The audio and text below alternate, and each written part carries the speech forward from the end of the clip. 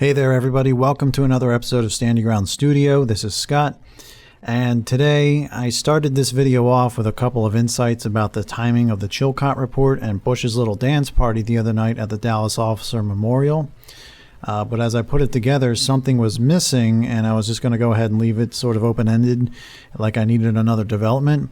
And moments later, it was announced that the 28 or possibly 29 missing pages from the 9/11 Commission report might be released as early as tomorrow, which would be Friday, July 15th. And that is exactly the missing piece to this video. It was pretty interesting timing. So I don't want to get too much into it. I want to make this quick, so let's roll right into it and see where it goes. If you know my channel, I talk all about the corruption that's going to be coming out in the public in force right before society goes topsy-turvy. And you also know that I put a lot of emphasis on the Bush administration because him and everyone around him are put out there as the really obvious bad guys that we're supposed to take notice of. Even Bush's most staunch supporters have a hard time coming up with excuses for him often. Him and Blair, actually, they're like the bad guys we're really supposed to notice. And just to make a really simple point out of it, in the narrative, they're going to be like these guys. The spotlight's going to be on them, and they're going to be like the robber being caught trying to get away. And maybe that's oversimplifying it, maybe it's not. But it's really important because that's what I was talking about in the video I released last week. It was called The Chilcot Report Puts the Spotlight on Tony Blair and Iraq War. So, the Chilcot Report displayed the results from a 7-year investigation into why Tony Blair chose to go to war in Iraq.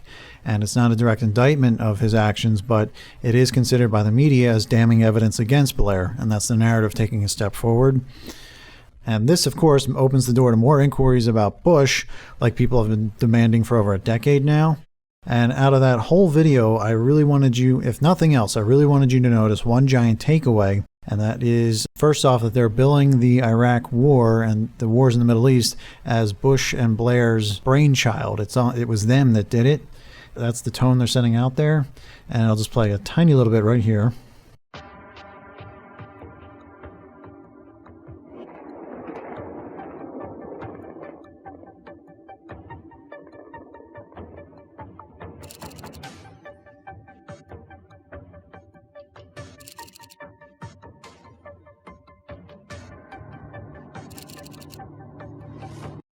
So again, it's all kinds of suspicious, and these guys must have had some ulterior motive. What was it all about? And you can go ahead and watch this video later if you're interested. But just remember also the Blair-Bush memos that we've all heard about play this aspect up also. So they're building a huge degree of separation between what Bush and Blair did and what the United Nations wanted. So they're distancing one set of bad guys that we're supposed to notice from another set of bad guys we're not supposed to notice. So what was odd was that the Chilcot report itself, to me, felt underreported in the media.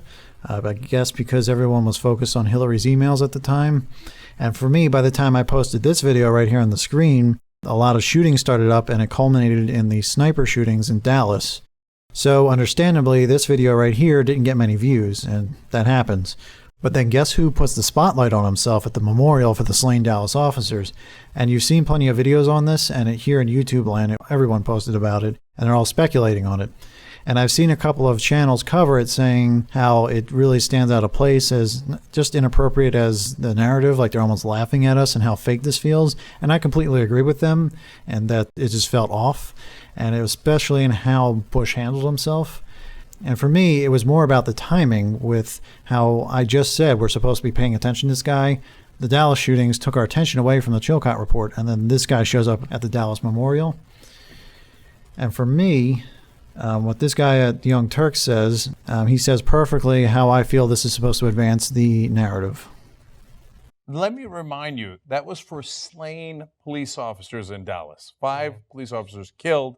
And this goofball is like, ah, la, la, la, la, la, la. So a couple of conclusions from this. Number one, he's back.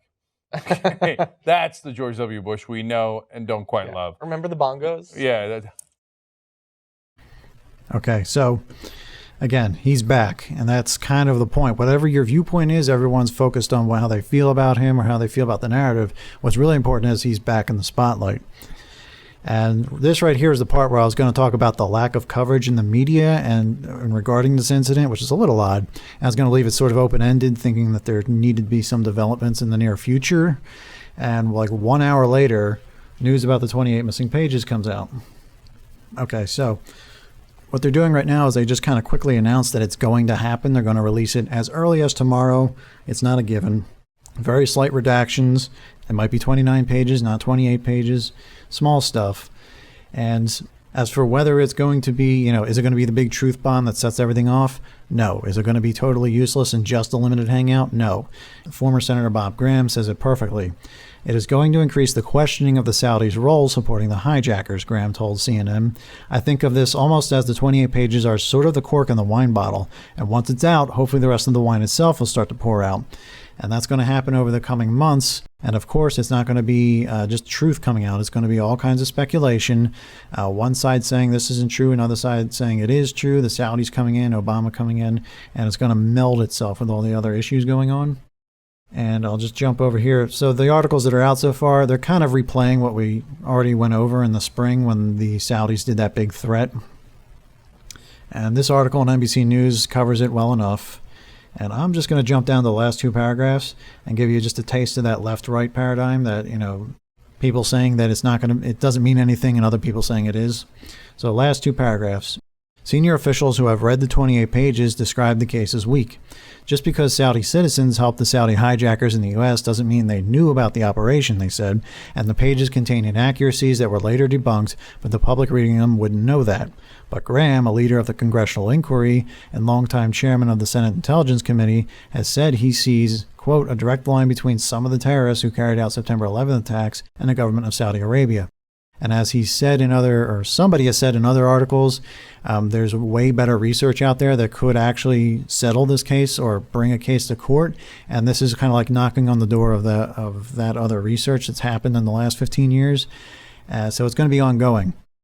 So like I've said in the past, all of this is going to play out very broadly, like I've been saying on my playlist, and it's in regards to 9/11, Bush's, the GOP, terrorism, the wars in the Middle East. But on a more specific level, it's going to become increasingly fragmented and twisted. All of it's going to combine with a hurricane of other issues over the coming months, making it hard for anyone to make sense of. And I'm going to leave it at that. I just wanted you all to know about it. One thing to note is that, last week as I finished the Chilcot report, there were all these terrorist incidents. And tonight, this is taking the headlines. So apparently a truck, I didn't even read this, but truck rams crowd, 77 dead in Nice in France.